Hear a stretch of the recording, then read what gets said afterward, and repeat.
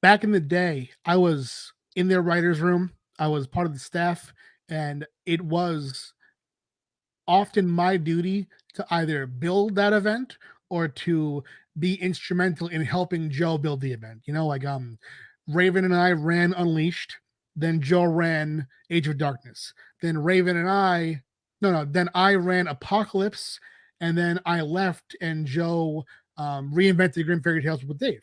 Um, now Dave Franchini and Dave Wohl are in that seat and they're steering the ship, and I get to be a more casual part of it, which I like. I like the idea of, now that I'm freelance, when a big story comes up and they let me take part in it and have me, write from the outlines or pitch an idea, that that's fun. But I wouldn't be the guy who's doing like the big company event anymore because I've had my, I had two runs at that, which was both fun and it's all consuming, dude. Unleashed was wild, It's a lot of pressure because if you mess it up, we're gonna be pissed.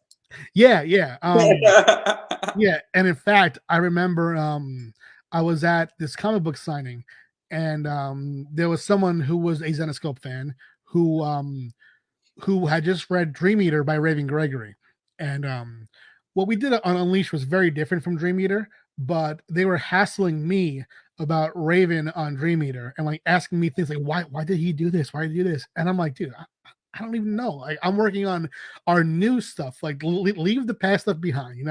I personally, Dream Eater though was good. I thought that was before I came on board, Dream Eater was the foundational Grim Universe event. That was, I think, the first time where multiple titles led to the same epic conclusion, I think. And Unleash was really us taking that idea and saying, all right, we did that, or they did that.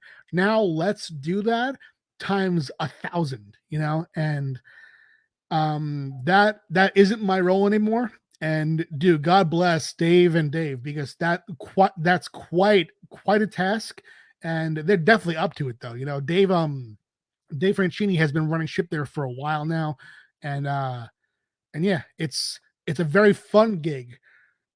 Being like the like head writer guy, I'd say that Dave is probably, beyond being publisher, I'd say he's probably writing or at least plotting most of their stuff.